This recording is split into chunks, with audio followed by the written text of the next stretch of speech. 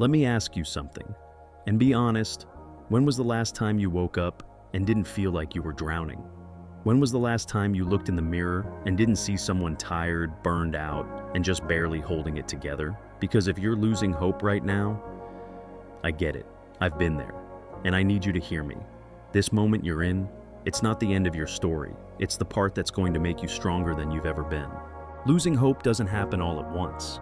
It's not like one day you're on top of the world and the next you're on the floor. It's more like a slow leak.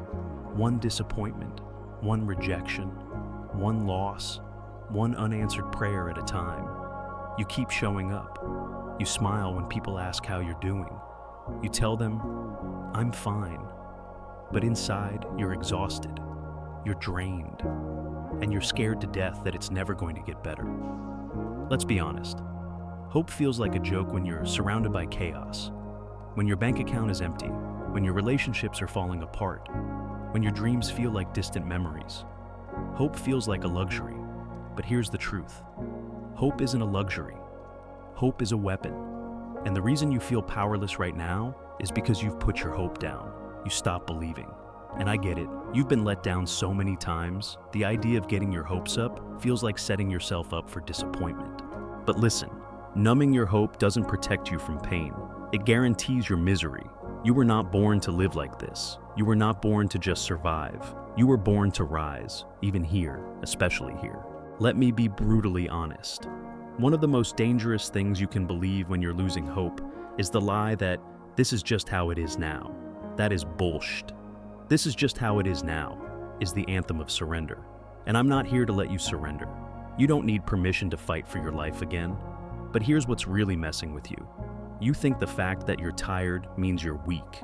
You think the fact that you're struggling means you're failing. You think the fact that you're crying means you're not built for this. No, you're not broken. You're not behind. You're not weak. You are in the middle of transformation. And transformation is messy. Transformation is painful. Transformation looks like breaking down before you break through. You don't need to have it all figured out to come back. You just need to decide, I'm not quitting here. When hope is gone, motivation goes with it. You stop trying, you start drifting. You tell yourself, what's the point? I'll tell you what the point is. You are the damn point. You're still breathing, which means your purpose is still alive, which means it is not over, not even close. You've got to stop waiting to feel ready. You've got to stop waiting to feel hopeful. Hope doesn't come first. Action does. I know you don't feel like it. Do it anyway. I know you're scared. Take the step anyway. I know your heart is heavy. Get up anyway. The smallest action, getting out of bed, drinking water, sending one email, going for a walk, those tiny wins, they start to rebuild you. They give you momentum. They give you power. Hope is not a feeling, it's a decision. And you've got to choose it every single damn day.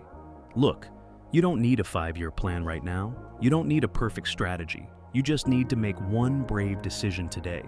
And here's what that decision sounds like. I will not give up on myself. Say it, out loud, right now. I will not give up on myself. That is the decision that changes everything. Because when you make that decision, even if you have no idea what comes next, something inside you wakes up. And if you can't say it with confidence, say it with tears. Say it shaking. Say it with your heart cracked open. Just say it. I will not give up on myself. That decision will save your life. When you're losing hope, thinking about the future feels like staring into a black hole. So don't. Forget the future for a second. Zoom in. What's the next right thing you can do? Not the perfect thing, not the big leap, just the next right thing. Can you get out of bed? Can you take a shower? Can you call a friend? Can you journal for 5 minutes? Can you say something kind to yourself? These small, consistent steps are how hope is rebuilt. Not all at once, but brick by brick. You don't climb out of the pit of hopelessness in a single day. You inch your way out. But every inch forward is progress, and every inch forward proves that you're still in the fight. Let me call out another lie that's draining your hope. Comparison. Looking at everyone else's life online and convincing yourself they've got it all together. Let me tell you the truth. Nobody posts their breakdowns. Nobody posts their panic attacks. Nobody posts their late-night sobbing sessions when they're questioning everything. So stop comparing your real life to someone else's highlight reel. You don't know what battles they're fighting. You don't know what it took for them to smile in that photo. And it doesn't matter, because the only person you need to compare yourself to is yesterday's you. Are you still trying? Are you still showing up, even a little? Are you still fighting? Then you're winning. That's it. That's the metric. Are you still here? Then the story's not over. I need you to hear this loud and clear. Your pain has a purpose. Your story has weight. Whatever you're going through right now, it's shaping you. It's sharpening you. It's preparing you to carry something greater. The most powerful people on this planet, the ones who move mountains, they've been broken. They've been lost. They've cried themselves to sleep.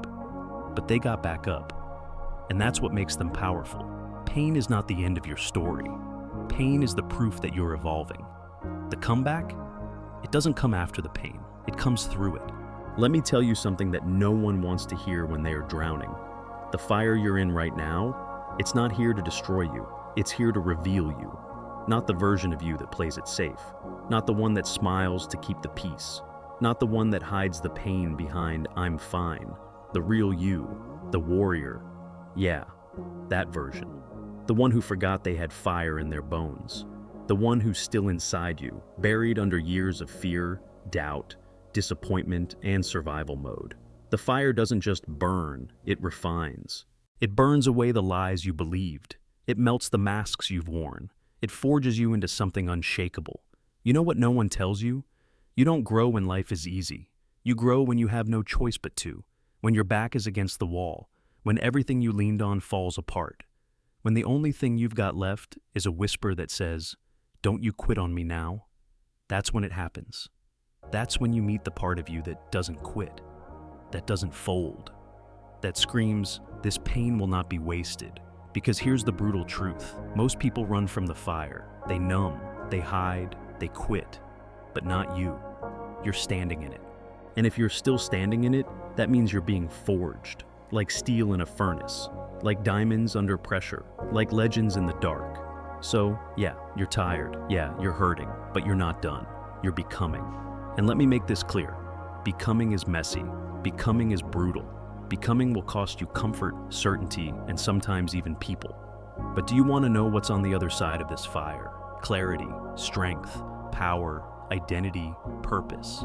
You start to realize you're not the same anymore. You stop shrinking to fit into places you've outgrown. You stop begging for permission to be seen. You stop apologizing for being intense, passionate, honest, emotional. You stop pretending you're okay just to make others comfortable. The fire gives you clarity about who you are. The fire gives you authority to walk in your truth. The fire gives you boldness to say, "I'm not who I used to be," and that's the point. There's a version of you on the other side of this fire who is fierce, focused, free. That version of you, they don't panic when things go wrong because they've been through worse. They don't seek validation from the world because they know their worth now. They don't crumble when people leave because they finally learned how to stay for themselves. You don't become that person by avoiding the fire. You become them by walking through it. You become them by staying with yourself in the darkest moments and whispering, "I've got you. I'm not going anywhere." This isn't just about surviving the pain. This is about discovering the power that comes from it. The kind of power that can't be bought, taught, or copied. It has to be earned. And you're earning it right now. So don't curse the fire. Don't run from it. Use it. Let it awaken you. Let it strip away everything that no longer serves you.